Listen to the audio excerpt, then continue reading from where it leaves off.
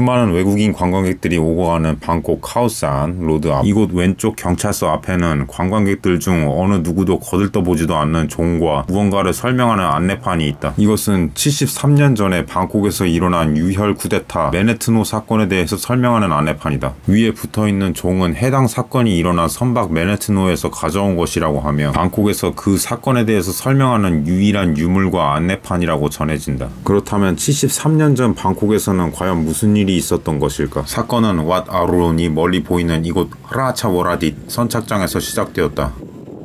1951년 6월 29일에 미 해군이 태국 해군에게 맨하탄호라는 준설선을 선물로 주기로 합니다. 그 맨해튼호가 당시 이곳 라차워라딧 항구에 정박되어 있었다고 해요. 그날은 맨해튼호의 인수 기념 행사가 이곳에서 열릴 예정이었습니다. 그래서 피븐 송크람 총리가 이곳에 정박되어 있던 맨해튼호 갑판 위에 올라가서 인계식 기념 연설을 하려고 할 때 갑자기 해군 반란 세력들이 피븐 총리를 납치해서 인질로 잡고, 마찬가지로 이곳 근처에 정박되어 있었던 아유타야라는 다른 전함으로 데리고 간 것이죠. 그리고 그와 동시에 반란군은 방콕 곳곳에 있는 라디오 방송국, 발전소, 전화교환소 등을 장악했다고 한다. 사실 반란군은 1년 전에 클렁뜨의 항구에서 있었던 한국전쟁 파병 장병 환송식에서 총리를 납치하려고 시도했으나 실패하였고, 1951년 쿠데타는 이후 좀 더 준비해서 실행한 것이었다. 피부송크람 총리는 당시 전함 선실에 갇힌 상태로 반란군과 함께 짜오프라야 강 하류 쪽으로 내려가게 된다. 반란군은 방나 쪽에 있었던 군수 지원 부대로 이동하여 투쟁하려고 하였다. 더 나아가서는 그들만의 임시 정부를 세울 계획도 가지고 있었다. 그러다가 전함이 메모리얼 브릿지 앞에 다다르게 되었는데, 그 당시 메모리얼 브릿지는 열리고 닫히는 도계교였다고 한다. 그래서 역시 반란에 가담하기로 한 해병대 측에서 이 메모리얼 브릿지를 열어주기로 했는데, 무슨 이유에서인지 나오기로 한 해병대 인력들은 보이지 않았다. 정부군 쪽에 합류하기로 마음을 바꿨기 때문이다. 그래서 다리는 열리지 않았고, 이 메모리얼 브릿지 앞에서 오도 가도 못하는 전함을 상대로 방콕 꽃시장 쪽에 있었던 정부군이 전함을 향해서 맹렬하게 박격포탄과 총탄을 갈기게 된 것이었다. 반란군도 저항했고, 이 과정에서 수많은 사상자가 나오게 된다. 그리고 이러한 전투는 반란군이 점령한 방콕의 다른 장소에서도 동일하게 발생했다. 전투 발생 당시 피븐 송크람 총리는 아직 전함 안에 갇혀있던 상태였다. 그가 나중에 회고하기로는 갇혀있을 때 포탄이 자기 바로 옆을 스쳐 지나가서 죽을 뻔했다고 한다. 결국에는 공군 전투기가 와서 전함을 폭격했는데, 이때 배에서 나는 연기 때문에 표적이 잘 보이지가 않아서 일부 폭탄을 민간인 지역에 잘못 떨어뜨려서 엄청난 피해가 발생했다고 한다. 전함은 결국 침몰하게 되었는데, 배가 가라앉을 때 피븐 송크람 총리는 수영을 해서 간신히 빠져나왔다고 한다. 이때 정부군 쪽에서 역시 수영을 해서 도망쳐오는 반란군 무리들을 향해서 총탄을 갈겨서 많은 사상자가 나왔는데, 피븐 송크람 총리는 정말 운이 좋게도 멀쩡하게 살아서 나올 수 있었다고 한다. 그렇게 살아나온 피븐 송크람 총리는 이 반란에 가담한 사람 1000여 명을 체포하는 등 대숙청을 하게 된다. 반란군 세력의 대부분이 해군이었기 때문에 사건 이후 해군의 역할이 대폭 축소되었다. 또한 태국의 혁명이나 쿠데타는 보통 어느 누구도 죽거나 다치지 않는 경우가 대부분인데, 이 사건만큼은 달랐다. 그런 사건도 지금은 관광객들이 밤마다 파티하는 거리 구석에서 사람들의 관심에서 벗어난 채 초라하게 자리를 지키고 있는 조형물에 기록되어 있을 뿐이다. 이 영상을 본 사람들은 이제 카오산 로드에 들어갈 때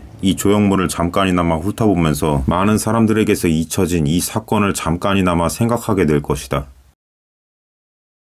방콕 시내 노면 전차는 1888년 개통했는데, 개통 초기에는 말이 끌어당겨서 운행을 했다고 한다. 그러다가 1893년부터 전기 동력을 사용한 전차로 바꿔서 운영을 했다고 하는데, 이는 우리나라 최초 노면 전차인 서울 전차보다 약간 더 빨랐다. 전차 폐선 시기는 한국, 태국 둘 다 1968년으로 똑같다. 다만 한국 서울에서는 이 전차의 흔적을 박물관을 제외하면 아예 찾아볼 수 없는데, 태국 방콕의 경우 폐선된 지 56년이 지난 지금까지도 노상에서 흔적을 찾아볼 수 있다는 점이 차이점이다. 방콕 도시기둥과 국방부 건물 사이에는 작은 샛길이 하나 있다. 이 샛길로 들어가 보면 어느 누구도 거들떠보지도 않는 곳에 근현대사 유물인 노면전차 선로가 남아있는 것이다.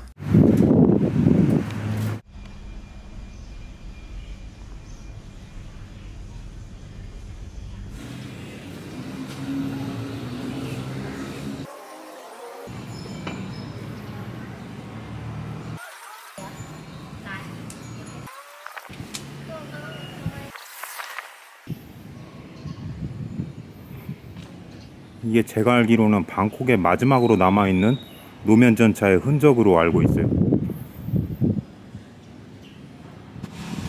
훼손된 지 50년이 지난 노면 전차의 흔적이 이렇게 남아있다는 거 정말 놀랍습니다.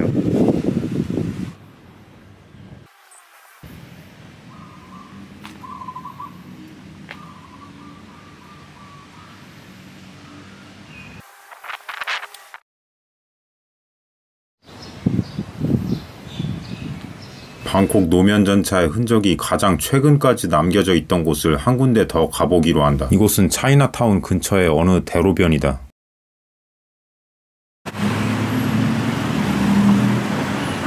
네, 지금 제가 있는 이곳은 지금은 아무것도 없지만 불과 6년 전인 2018년까지 방콕 전차에 정류장 표식이 달려있던 곳입니다. 옛날 방콕 노면 전차 같은 경우에 정지신호 표지판을 정류장 표지판으로 활용했다고 합니다. 그 정지신호 표지판이 빨간색 삼각형에 흰색 별이 그려진 모양이었는데, 그 표지판이 전차가 폐선되고 무려 50년이 지나도록 여기 붙어 있었다는 겁니다. 물론 지금은 없어졌지만 구글맵으로 2018년도 이곳의 사진을 보면은 이 허름한 건물 위쪽에, 바로 저쪽이죠, 저기 한 이 정도쯤 되는 것 같은데,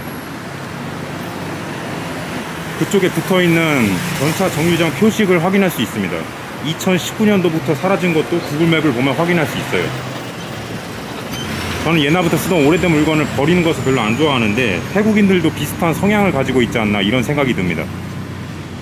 이런 생각이 들게 만드는 곳을 한 군데 더 가본다. 구알람퐁 역에서 왼쪽에 하천을 두고 계속 걷다 보면 약 900m 정도 올라가면 우측 담장 안에 무언가 탱크 비슷하게 생긴 것이 보일 것이다. 담장 내부는 철도 박물관인데 현재는 폐쇄되어 사용하고 있지 않다. 그래도 조그마한 입구를 통해서 들어갈 수는 있다.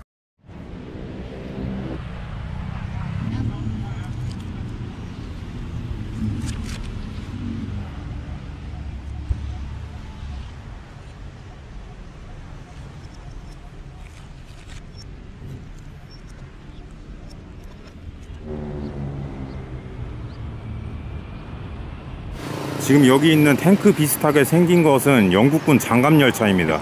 위컴트롤리라고 하는 이 장갑열차는 2차 세계대전 당시에 영국군이 말레이시아, 미얀마 등 동남아시아 식민지에서 활용했다고 합니다.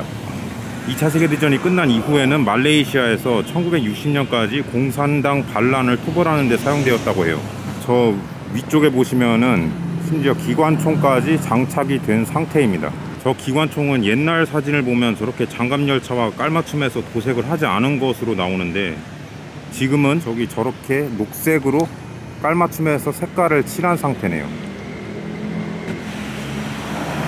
원래 예전에는 내부까지 볼 수 있었는데 지금은 내부를 보지 못하도록 막아놨네요.